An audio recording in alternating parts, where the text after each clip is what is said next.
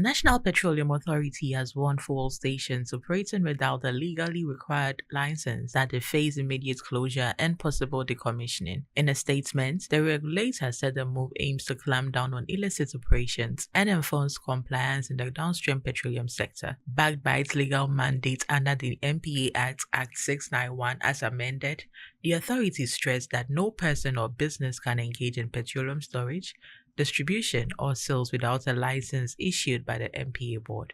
The MPA cautioned that offenders will have their outlets locked or dismantled and reminded operators that all valid licenses must be clearly displayed on premises as required by law. It urged all individuals and companies in the sector to adhere strictly to licensing and operational regulations to avoid sanctions.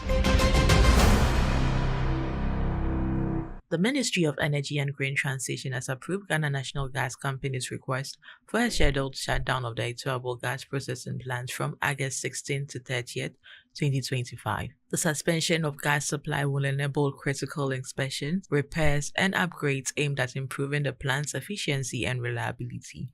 The ministry says the exercise forms part of government's commitment to the safe and sustainable operation of national energy infrastructure.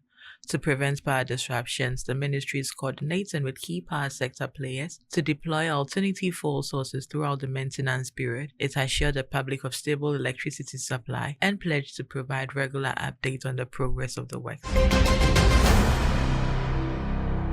Senegal has inaugurated the WALO storage facility in Bokhol, the first grid-connected solar-plus battery installation in West Africa, developed by Africa REN at a cost of 40 million euros.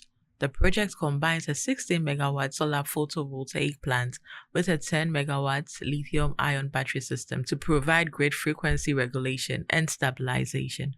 The plant, completed in 12 months, is already supplying power to the national grid under a 20-year take-or-pay agreement with the state utility Senegal. Africa REN CEO Gilles Parmentier says the company plans to replicate the battery energy storage system model across the region and beyond, either alongside solar plants or as standalone projects to support grid operators. The hybrid facility is expected to cut 26,600 tons of greenhouse gas emissions annually.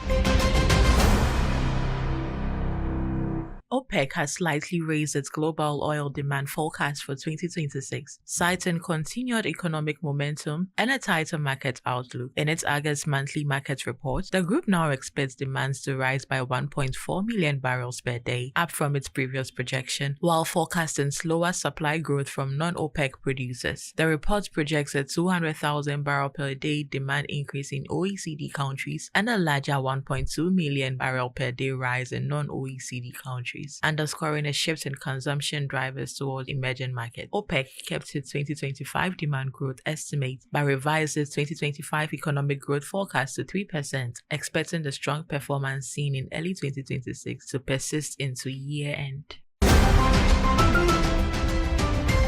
Energy Brief is proudly brought to you by Airport Tree Hotel. Energy Ghana, local in focus, global in perspective.